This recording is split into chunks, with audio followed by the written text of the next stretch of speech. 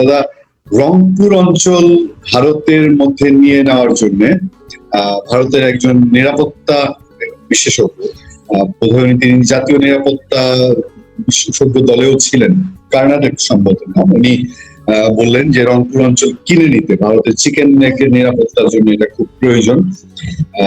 বাংলাদেশ স্বাধীন সার্বভৌম দেশ এবং এটা নিয়ে বাংলাদেশে খুব আলাপ হচ্ছে। এতদিন পর্যন্ত রাজনীতিবিদরা নানান বক্তৃতা দিয়েছেন। আসামের মুখ্যমন্ত্রী হেমন্ত বিশ্ব শর্মা উনি দিতেন, শুভেন্দু অধিকারী দিতেন, কিন্তু নিরাপত্তা বিশ্লেষকদের মধ্যে এরকম লিখিত পরামর্শ দেয়া আগে শোনা যায়নি। এবং তিনি এটাও বলছেন নাকি যে যদি কিনে নেওয়া না যায় প্রয়োজনে বাংলাদেশের চিকেন নেক বলতে যেগুলো বোঝায় যে ফেনী অংশ এবং রংপুর অংশ সেটা দখলে নেওয়া যায়। এই আলাপে কতটুকু বাতাস বইছে আপনার কাছে কেমন, আপনার কাছে কি মনে হয়? কারণ এমনিতেই তো অস্থিরতা, বর্ডার অস্থিরতা চলছে পুশব্যাক নিয়ে, এবং আমাদের দিকে প্রচন্ড সমালোচনা আছে, যেটা স্বাভাবিক যে ভারতের দিক থেকে অমানবিক ভাবে একটা পুশিং করা হচ্ছে, অনেককে অমানবিক সময় কাটাতে হচ্ছে। আপনার কাছে জানতে চাই রংপুর অঞ্চল নিয়ে, এবং আপনারা আপনাদের চিকেন নেকের নিরাপত্তার জন্য অতীতের যে কোনো সময়ের তুলনায় অতিরিক্ত সেনা এবং সেনা শক্তি মোতায়েন করেছেন চিকেন নেকে, এর কি কোনো বিশেষ তাৎপর্য আছে? ধন্যবাদ। কোন সামরিক বিশেষজ্ঞ কি বলেছেন? আমি ভারতের জাতীয় দিল্লি থাকা জাতীয় সংবাদপত্রে কোথাও কিছু পড়িনি, দেখিনি। আপনাদের ওখানে লোকেরা কোথায় কি অবাচিত খবর পায়, ওখান থেকে কখনো কখনো বাংলাদেশেরও বিভিন্ন উগ্রবাদী চরমপন্থা, জামায়াত ইসলামী, ইসলামিক উগ্রপন্থী লোক অনেক রকম মন্তব্য করে থাকে। সেটা যেরকম বাংলাদেশ সরকারের মতামত নয়, তেমনি ইনি যেটা বলেছেন সেটা ভারত সরকারের মতামত নয় বলেই আমি জানি। কারণ ভারত সরকারের মতামত একমাত্র আমাদের দেশে মুখপাত্র দেবেন, এমনকি পররাষ্ট্র সচিব সাংবাদিক বৈঠক হলে পররাষ্ট্র সচিব যেটাতে ভারত সরকারের নীতির প্রসঙ্গ আসবে, পররাষ্ট্র সচিব নিজে বলেন যে এই বিষয়টা মুখপাত্র জবাব দেবেন, এটা আমি নয়, কারণ তিনি ভারত সরকারের। তবে ভারত সরকারের মুখপাত্র যতক্ষণ না কিছু বলছেন ততক্ষণ আলাপ আলোচনা এগুলো সামাজিক গণমাধ্যমে হয়ে থাকে, হচ্ছে, সেটা ঠিক কথাই। কিন্তু আমার সত্যি কথা ব্যাপারে আমি কোনো আলোকপাত করতে পারবো না, প্রথমত। দ্বিতীয়ত, একটা সার্বভৌম রাষ্ট্র, তাকে ভারত আক্রমণ করে তার একাংশ দখল করে নেবে, এরকম একটা সাংঘাতিক সামরিক রণনীতির প্রসঙ্গ প্রকাশ থেকেও ঘোষণা করছেন, এটাও অদ্ভুত বিষয়। সামরিক রণনীতি যদি হয়েও থাকে সেটা ঘোষণা হয় না, সেটা যেদিন হবে সেদিন বুঝতে পারে, কিন্তু সেটা কোনো ঘোষণা। এই সামরিক বিশেষজ্ঞ কে কি বৃত্তান্ত জানি না। আমি কিন্তু সত্যি কথা বলছি, আমি ভারতের কোনো প্রথম সারির সংবাদপত্রে পড়িনি, বা এমনকি আপনারা যারা নিয়মিত ফলো করেন বাংলা কাগজ, আনন্দবাজার এবং রিপাবলিক বাংলা, তাতেও দেখিনি। দাদা, কিন্তু চিকেন নেকের নিরাপত্তা সংক্রান্ত আপনাদের তো খুব জোরালো তৎপরতা আছে রিসেন্টলি, এবং আমাদের দেশেও যেহেতু আমল থেকেই তো তৎপরতা আছে, তিনি তো মাঝে মাঝে হুমকি দিতেন দখল করে দেবে। এখন বর্তমান তারেক রহমান সরকার এমন কোন মন্তব্য করেননি চিকেন নেক, কিন্তু ভবিষ্যৎ যদি হয় তার একটা প্রস্তুতি থাকা দরকার। এই ধরনের প্রস্তুতি চিকেন নেকে ওখানে, মানে আমি নিজে জানি, শুনেছি যে আসামের সঙ্গে বৈঠকের সময় রেলমন্ত্রী বলেছেন চিকেন নেকের মধ্যে রেলওয়ে ট্র্যাক তৈরি করা হয়েছে, এবং যাতে ভবিষ্যতে কোনো কারণে বাংলাদেশের সঙ্গে যোগাযোগ বিচ্ছিন্ন হয়ে যায় তখন এই পথে যাতে উত্তর পূর্বাঞ্চলে যোগাযোগ।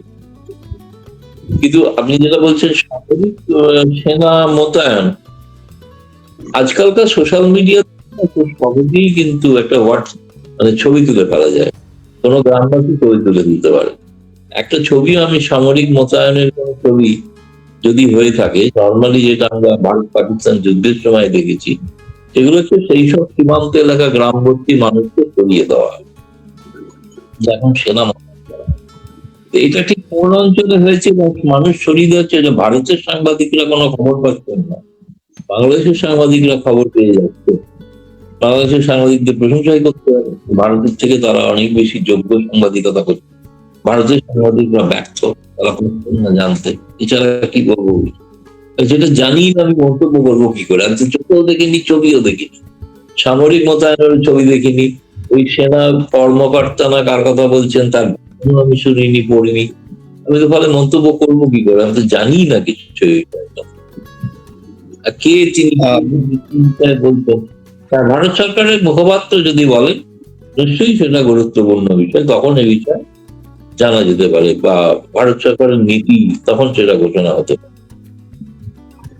আমার মনে হয় দাদা সোজা কথা, এক কথায় মনে হচ্ছে গুজব। দাদা সম্প্রতি গত সপ্তাহে একটা ঘটনা খুব আলোচনা তৈরি করেছে দুই দেশই, বাংলাদেশ এবং ভারতে।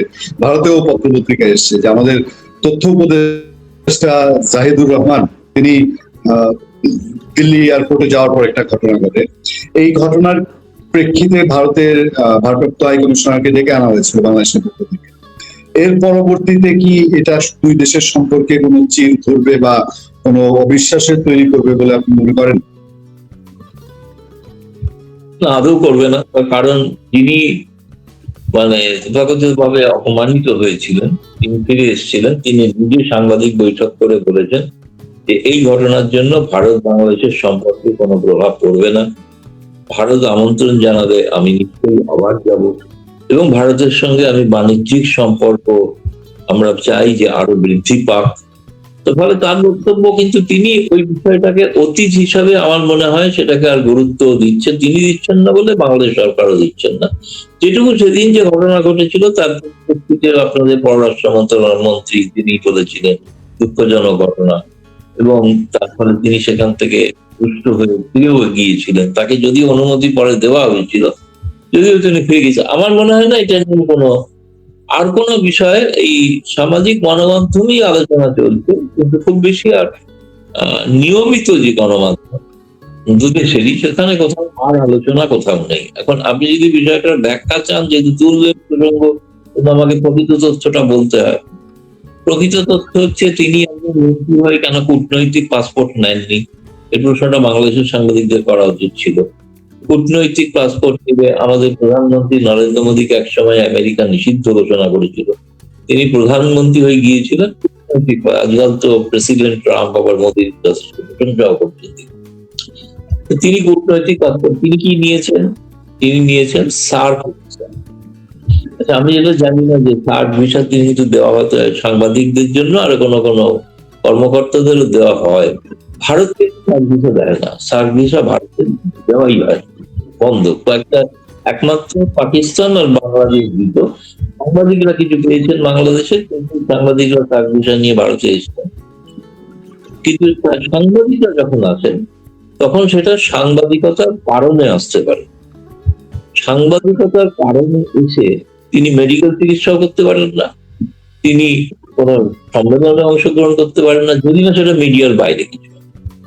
এখন আমি ঠিক জানি না যে আপনাদের পররাষ্ট্র এই তথ্য উপদেষ্টা তিনি কোন ধরনের চার্জ ভিসা নিয়েছিলেন। চার্জ ভিসা যদি নিয়ে থাকেন, এখানে যেটা আলোচনা ছিল, সে আলোচনা ছিল ইন্ডিয়ান ওশান রিম অ্যাসোসিয়েশনের সভা, যেটাতে ভারতের কোনো সদস্য তাতে যুক্ত নন, তাতে আফগানিস্তানও নেই, পাকিস্তানও নেই। সেই আলোচনাতে অংশগ্রহণ করার জন্য সার্ক ভিসাটা পরিপন্থী হয়ে যাবে, উদ্দেশ্যের পরিপন্থী হয়ে যাবে। আপনি যে বিষয়ে ভিসা নেবেন সেই বিষয়টাই, আপনি যদি বিজনেস ভিসা নিয়ে আসেন তাহলে বিজনেস সংক্রান্ত কাজ করতে হবে, আপনি যদি মিডিয়ার ভিসা নিয়ে আসেন তাহলে মিডিয়া সংক্রান্ত কাজ করতে হবে, ট্যুরিস্ট ভিসা নিয়ে এলে আপনি ট্যুরিস্ট ভিসা নিয়ে সংক্রান্ত কাজ করতে হবে, অন্য কিছু করতে পারবেন না।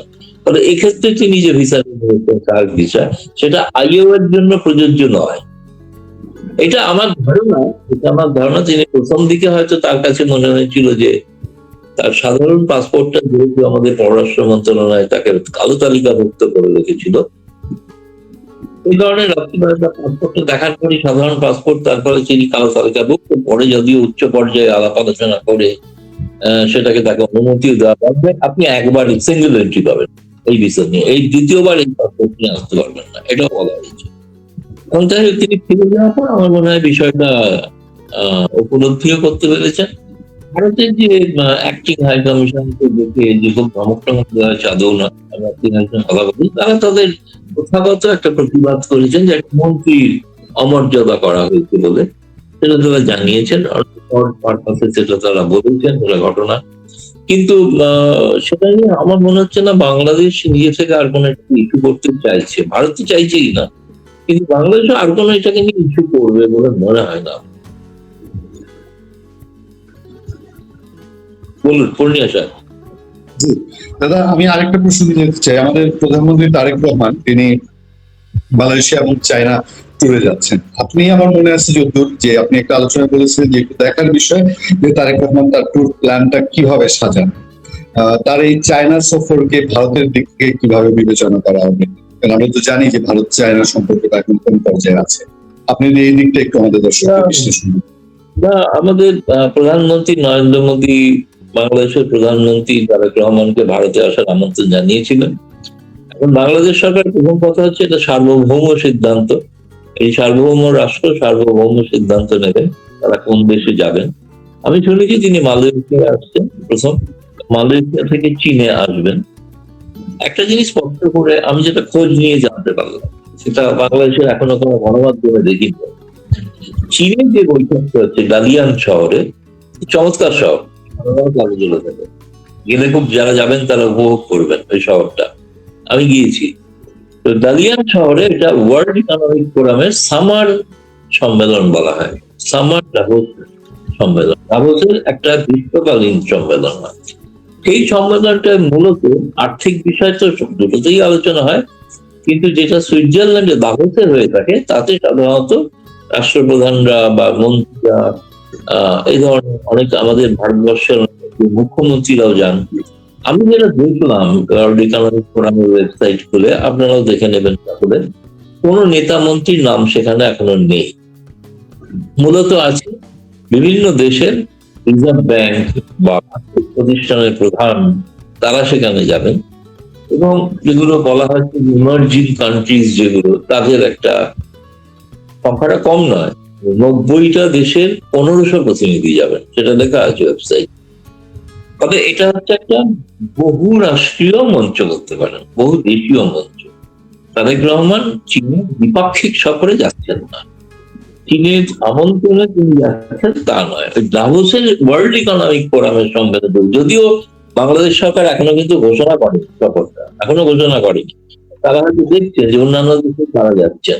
ভারত থেকেও আমি কিন্তু জানি না যে কোনো মন্ত্রী পর্যায়ে কেউ যাচ্ছেন কিনা, এখনো যেটা জানি না। প্রধানমন্ত্রী যাবেন না, প্রধানমন্ত্রী আগামী 18 তারিখ দিবেন, 23 তারিখ থেকে এই সম্মেলনটা, 23 থেকে 23, 25, 26 এরকম সম্ভবত হবে। খুবই গুরুত্বপূর্ণ সম্মেলন। সেই সম্মেলনের ফাঁকে প্রধানমন্ত্রী তারেক রহমান চীনের কোন নেতা মন্ত্রীর সঙ্গে সাক্ষাৎ করতে পারেন, আমি শুনছি কূটনৈতিক সূত্র থেকে। ফলে একেবারে যেহেতু দ্বিপাক্ষিক সম্পর্ক নয়, সেই জন্য কোথাও কোন একটা দেশে রাষ্ট্রে বহুরাষ্ট্রীয় সম্মেলন হচ্ছে, সেই সম্মেলনে তিনি যোগ দিতে যাচ্ছেন, গিয়ে সেখানকার সেই রাষ্ট্রের প্রধানদের সঙ্গে সৌজন্য সাক্ষাৎ করবেন। হয়তো সেই সাক্ষাৎকারে সৌজন্যতার বাইরেও কিছু আলোচনা হতে পারে, আমি এখনো জানি না, চুক্তি হবে না। কিন্তু বাংলাদেশ পররাষ্ট্র মন্ত্রণালয় ঘোষণা করবে, তখন হয়তো এটা জানা যাবে। ফলে সেই কারণে ভারতের থেকে এই বিষয়ে এখনো কোনো মন্তব্য কেউই করেননি। হ্যাঁ, ওই আলোচনায় দ্বিপাক্ষিক যখন যদি কোনো আলোচনা হয়, যেটা হবে হয়তো, শুনছি বাংলাদেশের পররাষ্ট্র মন্ত্রণালয়ের সূত্র থেকে শুনছি যে তারা ব্যবস্থা করছেন চীনের সর্বোচ্চ পর্যায়ে বৈঠক করতে পারেন। সেই বৈঠকগুলোর নির্যাস দেখে হয়তো মারক মন্তব্য করবে। তার আগে কেউ বহুরাষ্ট্রীয় মঞ্চে কেউ কোথাও যাচ্ছেন, সেটা আগাম কোনো মন্তব্য প্রতিক্রিয়া, সেটাতে মনে হচ্ছে না যে এটা তিনি ভারতের দ্বিপাক্ষিক আমন্ত্রণকে উপেক্ষা করে চীনের আমন্ত্রণ গ্রহণ করেছেন, সেটা এইটা ব্যাখ্যাটা সঠিক।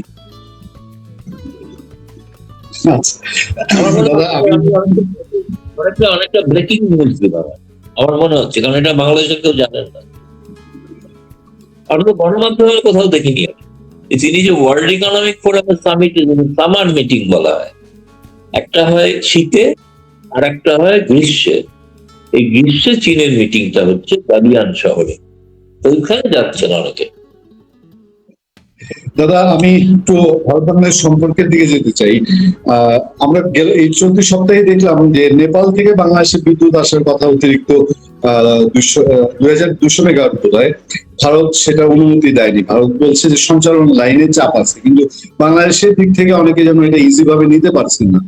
আবার এই পুশিং পুশব্যাক যে প্রক্রিয়াটা চলছে, এটা নিয়েও অনেকে মনে করছেন যে এটা ভারতের একটা চাপ তৈরি করা বাংলাদেশের উপরে। কারণ এই সময় এটা কতটা প্রয়োজন ছিল, কি ছিল না ছিল।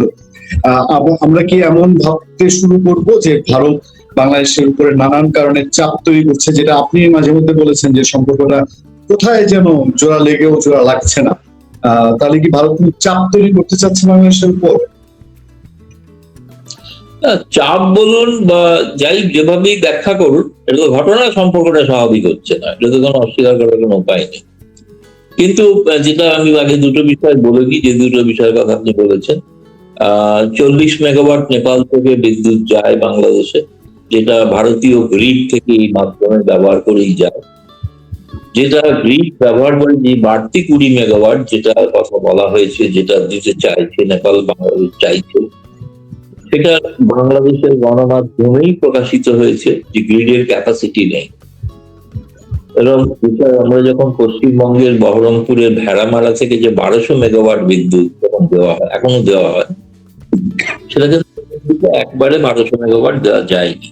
সেটা 1100 মেগাওয়াট, আগে 500-600 হয়েছিল, সেটা বাড়িয়ে শেখ হাসিনা বাড়িয়ে 1100 করেছিল, তারপরে আরো 1200 হয়েছিল, কিন্তু এখনো ট্রান্সমিটারের ক্যাপাসিটিটা চলবে। এইসব ক্ষেত্রে আলোচনার জন্য আমার মনে হয় সাংবাদিকদের থেকে যারা এই ইলেকট্রিক সংক্রান্ত বিষয়ে যুক্ত, আপনি বাংলাদেশ বিদ্যুৎ সরবরাহ নিগম, তাদের ইঞ্জিনিয়ারদের সঙ্গে কথা বলেন, আমার মনে হয় তারা হয়তো প্রকৃত সত্যটা বলবেন। যে সত্যটা আমি জানি, সেই সত্যটা হচ্ছে ট্রান্সমিটারের ক্যাপাসিটি না বাড়ালে বার্স্ট করবে, আপনি 40ও পাবেন না, 0 পাবেন।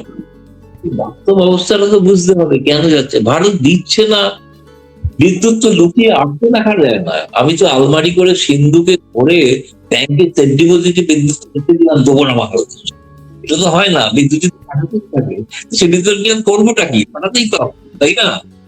সেক্ষেত্রে পাঠানো যাচ্ছে না বলে নেপাল আর পাঠাচ্ছে না, কারণ পাঠানো যাবে না, সময় লাগবে পাঠানো।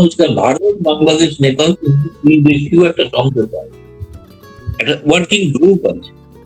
যে ওয়ার্কিং গ্রুপের আমি সেটা আসছি পরে, আপনি বাংলাদেশ সরকার একটাও ওয়ার্কিং গ্রুপের বৈঠক করতে রাজি হচ্ছে না। আমরা বিদ্যুৎ দিয়ে যাচ্ছি, আমরা ডিজেল দিয়ে যাচ্ছি, কাঁচা সবজির অভাব হলে দিচ্ছি, পেঁয়াজের অভাব হলে দিচ্ছি, কাঁচা মরিচ হলেও দিচ্ছি, ডিমের সংকট হলে দিচ্ছি, তাই না? $12 বিলিয়ন বাণিজ্য অব্যাহত আছে। কিন্তু আপনারা একটাও কোনো উদাহরণ দিতে পারবেন না যে বাংলাদেশ সরকার এই ভারতের জন্য এইটা করেছে, ভারত তার গুরুত্ব দিল না। একটা উদাহরণ আমি দিতে পারবেন। কি উদাহরণ দিতে পারবেন? বড় যে বাংলাদেশ থেকে হাদি হত্যাকারীরা চলে এসছে ইত্যাদি। এছাড়া ভালো খবর বাংলাদেশ থেকে ভারতের জন্য একটা ভালো খবর তো দিতে পারছেন না, যে আমরা বাংলাদেশকে, ভারতকে বলেছি আপনাদের যে তুলার ওপর যে আমদানি ছিল সেটা প্রত্যাহার করেছে, এবার আপনারা পাঠান সড়ক পথে। সেরকম কোনো সিদ্ধান্ত দেখছি না। আপনারা চাইছি সমস্ত সীমান্ত হাটগুলো খুলে দিতে, আসুন আপনারা একসাথে বাণিজ্য শুরু করি, ওই শুনছি না। এখন গঙ্গার পানি চুক্তি যেটা রিনিউ করতেই হবে, সেটাও তিনিও সন্দেহ দেখা দিয়েছে আপনাদের আগ্রহ। কারণ এটা হয় জানুয়ারি থেকে মে মাসে শুখা মরশুমের মধ্যে পানি সরবরাহ কতটা হচ্ছে তার মাপযোগ করে। ফারাক্কাতে সম্প্রতি একটি কারিগরি দল এসেছিল মে মাসের শেষ সপ্তাহে। তা আপনি যখন বন্যা হবে তখন তো পানির মাপ নেওয়া হয় না, পানির মাপ নেওয়া হয় যখন শুখা মরশুমে, যখন পানি থাকে না, তাতে বোঝা যায় কতটা পানি প্রবাহিত হচ্ছে, সেই অনুসারে পানি বন্টন। সেই আলোচনাটাও তো আপনাদের বাংলাদেশ সরকার অনেক দেরি করে ফেলতো, এত দেরি। বহুকাল বাদে অবশ্য একটা ভালো হয়েছে যে দ্বিপাক্ষিক বিএসএফ বিজিবি বৈঠকটা হয়েছে, বৈঠকে আমার মতে সহমত হয়েছে। আমি আপনার সঙ্গে আলোচনাতে বলেওছি বোধহয় এর আগে, সহমত হয়েছে, উভয়ের যৌথ বিবৃতি প্রকাশিত হয়েছে। বাংলাদেশের আভ্যন্তরীণ কারণে বিজেপিকে একটা বিবৃতি দিতে হয়েছে ব্যাখ্যা করে যে তারা কি কি ইস্যু তুলেছেন, স্বাভাবিক ইস্যুগুলো তুলেছেন। কিন্তু এই বৈঠকটার পর আপনি লক্ষ্য করে দেখুন ওই পুশব্যাকের বিষয়টা একটু সীমিত হয়েছে। শুভেন্দু অধিকারী মুখ্যমন্ত্রী বলেছেন আমরা 4000 মানুষকে পাঠিয়ে দিয়েছি, সেটা যেমন বলেছেন। আবার আমি দেখেছি বিএসএফ বলছে যে তারা অনেককে তারা এখানে ফিরিয়েও নিয়েছেন, আবার যারা ভুলভাবে তাদের বাংলাদেশি বলা হয়েছিল, সেটাও ভারতের সংবাদ মাধ্যমে প্রকাশিত হয়েছে। সংখ্যাটা কম, বেশি নয়, 10-15 জনের মতো, কিন্তু গেছে মুখ্যমন্ত্রীর সংখ্যা অনুসারে 4000। কিন্তু এই ঘটনাটা নিশ্চয়ই একটা চাপ তৈরি তো হচ্ছে, কারণ যেহেতু আপনাদের বাংলাদেশ সরকার পাকিস্তানের সঙ্গে চুক্তি করছে, ISI এর অবাধ গতিবিধি, তিস্তা প্রকল্প চীনের হাতে তুলে দেবেন, চীন সফরে যাবেন ইত্যাদি, যেখানে ভারত কোথাও আপনাদের প্রায়োরিটি, বাংলাদেশের প্রায়োরিটিতে এই অগ্রাধিকারেই ভারত নেই। তো সেখানে আমরা কিন্তু তা সত্ত্বেও বিদ্যুৎ বন্ধ করছি না। ওই যে বলছেন যে যারা ভাষণ দিচ্ছেন এসে ভারতে টাকা না করলো, এটা অপমান করলো, এটা এই করলো, সব ভারতের দেওয়া বিদ্যুৎ থেকেই করছে। ওই বিদ্যুৎ না থাকলে তো অন্ধকারে পড়ে যাবে, কিন্তু আমরা তো সেটা করছি না। পুশব্যাক পুশিং হচ্ছে ঠিকই, কিন্তু বিদ্যুৎ যাচ্ছে, ডিজেল যাচ্ছে, সার এখনো দেওয়া যায়নি।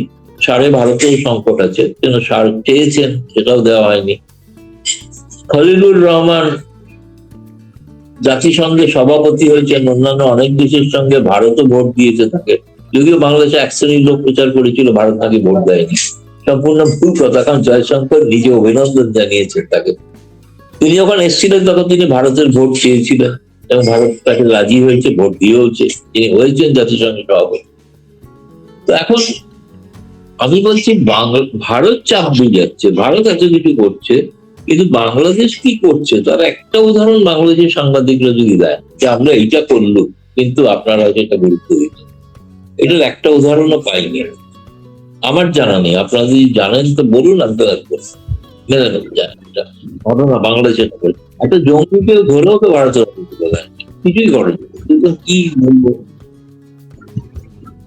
বা অবৈধ ভারতীয় যে আছে বলে বলেছিল, তাদের একটা কেউ ফেরত দেয়, কিছুই তো করছে না। আপনারা চীন পাকিস্তান নিয়ে বসে প্রায়, আমি বলছি আপনাদের পররাষ্ট্র নীতিতে অগ্রাধিকারে ভারত নেই। কিন্তু কিন্তু বাংলাদেশ তো বলছে যে আমাদের করছে না। ভারত যে চুক্তিগুলো ডক্টর ইউনূসের সময় বাতিল করেছিল, সেগুলো ভারত যে চুক্তিগুলো ডক্টর ইউনূসের সময় বাতিল করেছিল, সেই চুক্তিগুলো আবার ভাবে বন্ধ করে রেখেছে, ভিসা স্বাভাবিক করছে না।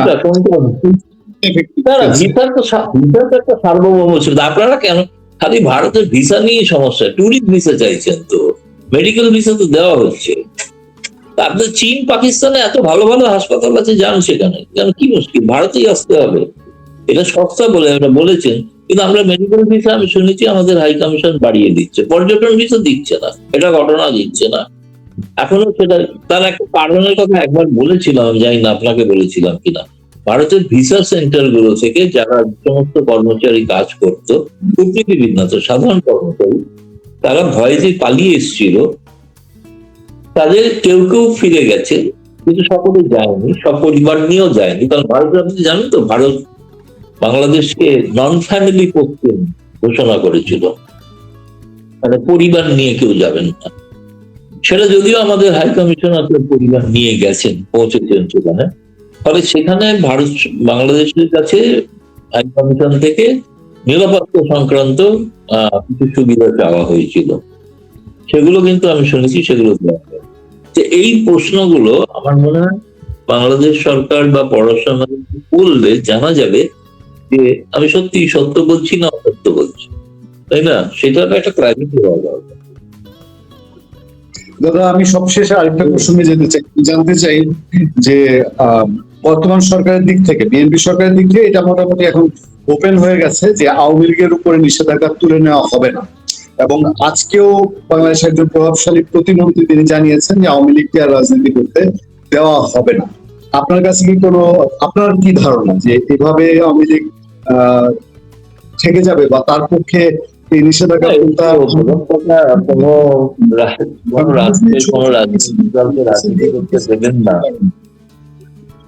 রাজনীতি করতে দেবেন না, এটা যারা বলে থাকেন এটাই তো প্রকৃত ফ্যাসিবাদ না, এটাই তো ফ্যাসিবাদ। আমরা ফ্যাসিবাদ বলে আখ্যা দেবো, ফ্যাসিবাদী সরকার আছে। মন্ত্রী যেটা বলেছেন সেটা বাংলাদেশের সরকারের সবটা মত, এরকমও আমি শুনেছি যে বরঞ্চ আগে এখন রাস্তায় মিটিং মিছিল আওয়ামী লীগের অনেক বেড়েছে, আরো বাড়বে, আরো বাড়বে, কারণ আমেরিকান নেতারা নির্দেশ দিয়েছেন যে যেখানে পারো যেমন ভাবে করো, নেমে পড়ো রাস্তায়, এবং সেই পরিবেশটা আরো বাড়বে। এবং তাতে আগের তুলনায় কিছু ধরপাকড় হচ্ছে, হচ্ছে না যে তা নয়, তবে তুলনামূলকভাবে কম, এটা এক। দ্বিতীয়ত হচ্ছে এখন আওয়ামী লীগের সিদ্ধান্তে যত যেখানে যেগুলো স্বাভাবিক নির্বাচনের প্রক্রিয়া আছে, আইনজীবী অ্যাসোসিয়েশন হোক, যেখানেই হোক, সেগুলোতে তারা প্রতিযোগিতা করবেন, প্রতিদ্বন্দ্বিতা করবেন এবং করছেনও। কয়েকটি জায়গায় আগামী বছরেও সম্ভবত হতে পারে, আমি জানি না এই বছর না আগামী বছর, যে স্থানীয় সরকারগুলোর, যেগুলো আপনাদের আমরা পুরসভা বলি, সেগুলোর একটা নির্বাচন হওয়ার সম্ভাবনা আছে, যে নির্বাচনে আওয়ামী লীগকে বিনা প্রতীকে নির্বাচনে প্রতিদ্বন্দ্বিতা করার একটা সুযোগ দেওয়া হতে পারে, যে আওয়ামী লীগ পন্থী যারা, আওয়ামী লীগের সমর্থক যারা, আওয়ামী লীগ করেন যারা এখনো রয়েছেন, সেইটা যদি হয়ে থাকে। কারণ একটা সময় তো শেখ হাসিনাও বিনা প্রতীকে নির্বাচনের কথা বলছেন, তাহলে বিনা প্রতীকে নির্বাচন যদি হয়, তাহলে সেক্ষেত্রে আওয়ামী লীগ অংশগ্রহণ করবে, এটা ঘটনা। তবে আমার মনে হয় আপনারা যতটা আপনি কঠোর অবস্থানের কথা বলছেন বিএনপিকেও ভাবতে হচ্ছে যে জামায়াতের এর ফলে, দেখুন রাজনৈতিক কোন স্থান তো শূন্য থাকে না। আপনার আওয়ামী লীগের মতো একটি যদি অসাম্প্রদায়িক এবং left of the centre liberal উদারবাদী একটা দল যদি না থাকে, তাহলে ময়দানে দক্ষিণপন্থী এবং চরমপন্থীরাই সেই স্থানটা দখল করবে খুব স্বাভাবিকভাবেই। সেটা কি তারেক রহমানের পক্ষে খুব সুখকর হবে? সুখকর এখনো তারেক রহমান সরকার তাদের চাপে রয়েছেন। এই প্রসঙ্গে আপনাকে বলবো, এখন আগেও বলেছিল, একজন বলছি, আপনাদের ঢাকা বিশ্ববিদ্যালয়ের এক খুব সম্মানীয় অধ্যাপক, যিনি জঙ্গিবাদ উপর অনেক বই লিখেছেন, গবেষণা করেছেন, তাকে বিভিন্ন মামলায় তাকে আটকে রেখে শেষ পর্যন্ত জামিনও হয়েছিল, সর্বশেষ মামলাতেও জামিন হয়েছিল, কিন্তু তাকে একটা বোমা বিস্ফোরণের মামলায় শেখ হাসিনার সঙ্গে তাকে যুক্ত করে আবার তাকে আটক রাখা হয়েছে। তিনি বোমা বিস্ফোরণে যুক্ত, মানে এ তো মানে ঘোড়াতে বললে ঘোড়াও হাসবে, তাই না? এটা তো বিশ্বাস করার ব্যাপার একজন অধ্যাপক, তিনি গবেষণা তার গবেষণা জামায়াতের পছন্দ নয়, ফলে এটা জামায়াতের চাপে বিচার ব্যবস্থাটা তারা নত জানু হয়ে জামায়াতের কথা শুনে তারা তাকে জামিন দিচ্ছে না। এটা বাংলাদেশের চরিত্র, এটাই ফ্যাসিবাদ, এই ফ্যাসিবাদ বলে। ফ্যাসিবাদ বারবার যে বলা হয় ফ্যাসিবাদ না, ফ্যাসিবাদটা কি এখন প্রতি রন্ধে রন্ধে বেড়াচ্ছে, একটি গণতান্ত্রিক দলকে রাজনীতি করতে দেবো না, এটা যদি ফ্যাসিবাদ না হয় তার কি ফ্যাসিবাদ? বিনা বিচারে আটকে রেখে দেবো, এটা যদি ফ্যাসিবাদ না, তাহলে ফ্যাসিবাদ কি? আবার যদি কোনো সম্মানীয় অধ্যাপক তিনি গবেষণা করেছেন বলে তাকে আটকে রাখবো, তাকে ভুল মামলা দিয়ে আটকে রাখবো, এটা যদি ফ্যাসিবাদ না হয়, তাহলে ফ্যাসিবাদ কি? ফ্যাসিবাদের সংজ্ঞা তো এখন তাদের সকলকে বলবো যে হিটলারের মেইন ক্যাম্পটা আর একবার, যে তার মূল প্রস্তাব, যেটা আদর্শ, যেটা তার বাইরে, সেই মেইন ক্যাম্পটা পড়ে দেখুন, মেইন ক্যাম্পে যা যা লেখা আছে তাই আপনাদের ওখানে হচ্ছে কিনা বেরিয়ে দেখুন, এটুকুই বলতে পারি। দুর্ভাগ্যজনক। আমার মনে হয় একটু দ্বিধার মধ্যে আছে বিএনপি, সবটা তাদের নেতিবাচক নয়, একাংশ চায় না। যিনি বলছেন তিনি জানেন আওয়ামী লীগ ফিরে এলে তিনি, তার পক্ষে যেতে আর সম্ভব নয়, সেটা জানেন তিনি ভালো বলছেন। ফলে এই কারণে বিএনপির মধ্যে একটা অংশ চান যে একটা কি করে, আমি জানি না, আমি তো শুনেছি কোনো আলোচনা হয়তো কোনো বোঝাপড়া হলেও হতে পারে। জি দাদা, আমি শেষ করার আগে একটা সুখবর দিতে চাই, যে অনেক খারাপ খবরের মধ্যে সুখবর, সেটা হলো আপনি বোধহয় অর্থনীতিবিদ আবুল বারাকাতের কথা বলছেন। তো অর্থনীতিবিদ আবুল বারাকাত তিনি শেষ পর্যন্ত জামিনে মুক্তি পেয়েছেন, 2-3 দিন হলো তিনি মুক্তি পেয়ে বের হয়েছেন। এই খবরটা বাংলাদেশের মেইনস্ট্রিম মিডিয়া সবগুলোতে আসেনি,